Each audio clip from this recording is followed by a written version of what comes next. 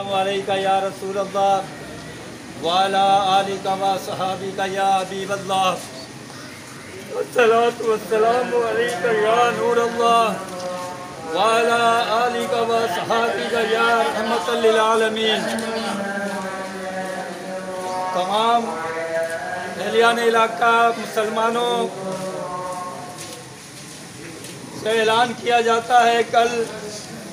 इंशाअल्लाह अल अज़ीज़ बाद नमाज ज़ोहर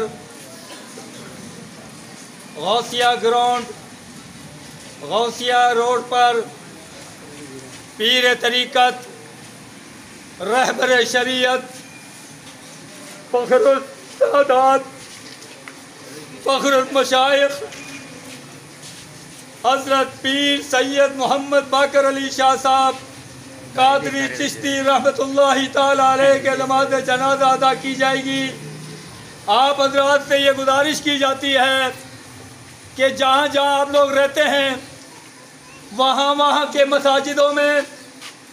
ऐलान फरमाएं कि कल इंशाअल्लाह वल अज़ीज़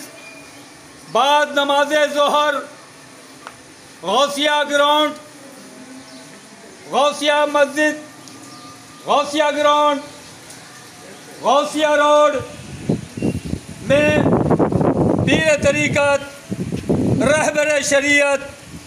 शहंशाह विलायत फ़ख्रुल सादात